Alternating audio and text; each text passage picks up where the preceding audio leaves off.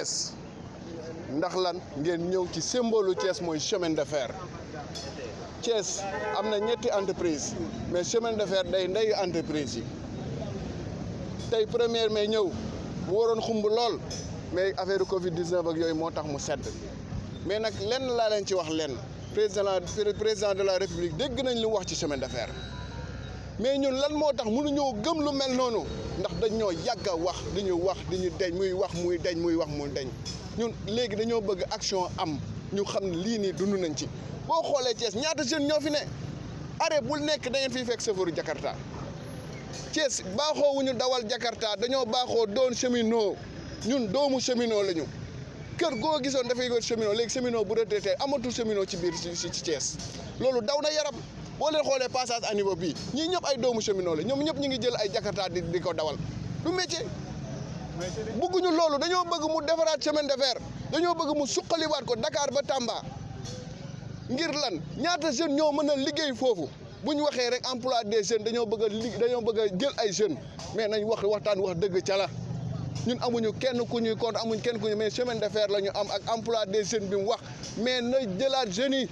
ñii Dakar ba Tamba ku si nekk mën nga faa liggéey mën nga faa jël dëkk bu ne 500 personnes wala 200 personnes ci ay jeunes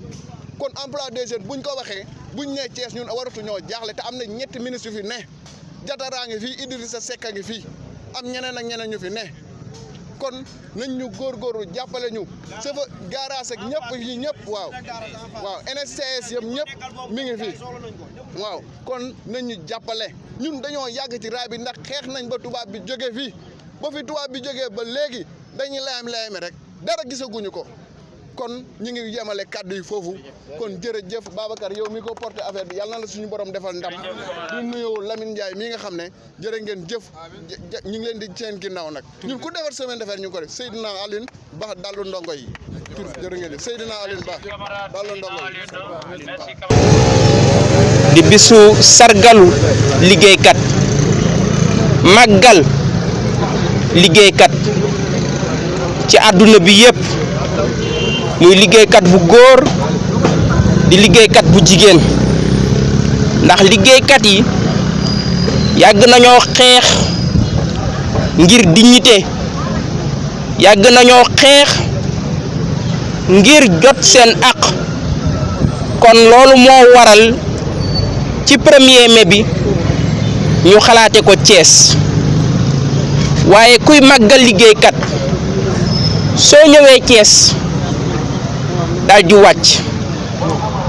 ndax fii ci Thiès fii li ñuy wax syndicalisme africain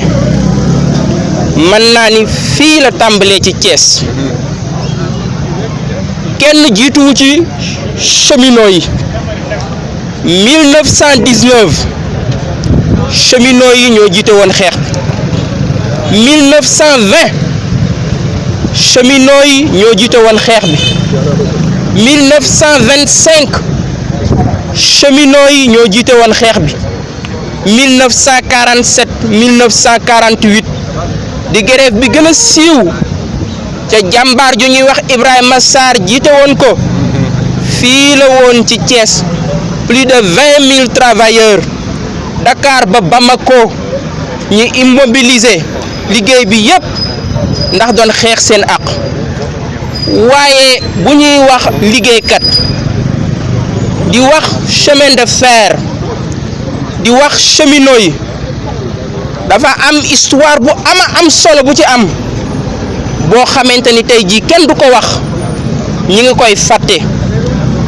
fii la tàmbale woon atum 1938 fii ci cité Balabé fii ci cité Ibrahima Sarr fii ñu nekk 1938 bisub talaata la woon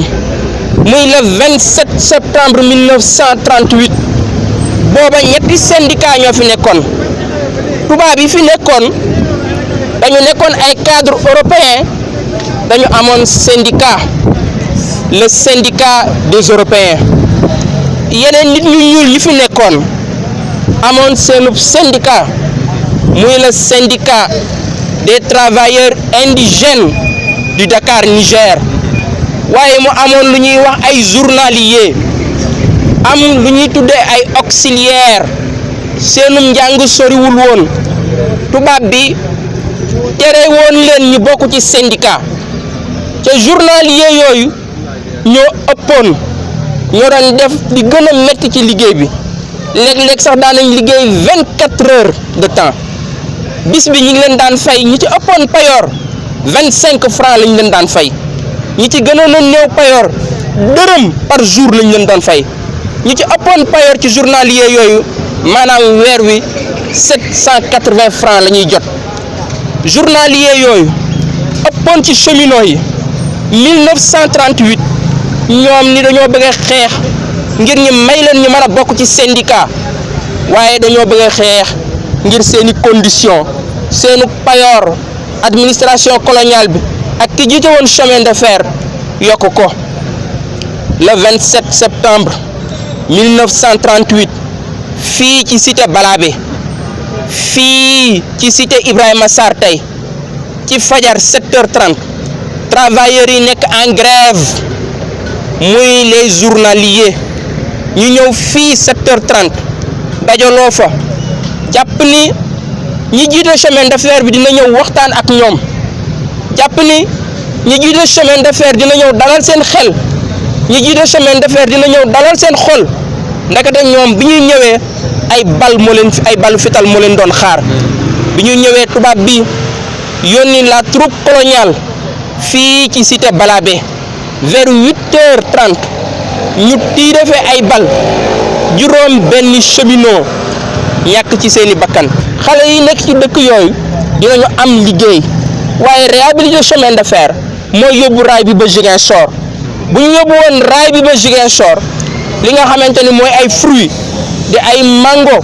di ay fruits yu bëree bëri di nëb di yàqu chemin de fer bu amoon loolu du am bu chemin de fer amoon li ñuy wax industrialisation dina am koom-koomu réew mi yokk xale yi am liggéey réew mi daal di naat kon ñun dañoo ñëw fii ci chemin de fer sargal cheminot yi sargal waa Thiès wax leen ñun parti FDS bëgg nañu leen a bokk ak yéen xeex bi jàppale leen te suñuy yéene ci réew mi bu ñu jotee ci réew mi dinañu naatal chemin de fer dinañu réhabiliter chemin de fer alal ji ñu yàq ci terre dinañ ko jël dugal ko ci chemin de fer ndax bu boobaa industrialisation dina am xale yi dinañ am liggéey waaye ma wax ak tuuti waa chemin de fer yi xam lu chemin de fer di représenter ci Sénégal xam lu chemin de fer di représenter ci Thiès moo tax weer wii ñuy jógal bu ñu korité ba pare dinaa ubbi permanence ci Thiès permanence FDS force démocratique du Sénégal waaye kan lañ ko tudde permanence boobu ñu ngi ko fas yéene tudde jàmbaar ju ñuy wax Ibrahima Sarr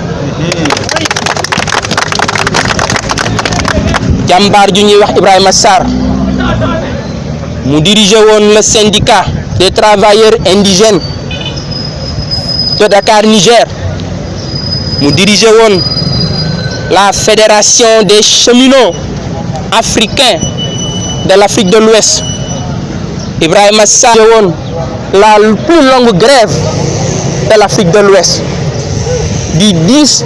grève boobu tàmbale woon le 10 octobre 1947 jeex le 19 mars 1948 jàmbaar jooju di Ibrahima Sarr nekkoon ministre de la fonction publique de 1958 à 1962 jàmbaar jooju di Ibrahima Sarr ñu toroxal ko dugal ko prison de 1962 à 1974 mu génn prison génn fa ay feebar daal di ñàkk bakkanam daal di gaañu depuis 1976 Ibrahima Sarr la ñu bëgg a xam jeunesse su Sénégal xam lan la tekk ci histoire du Sénégal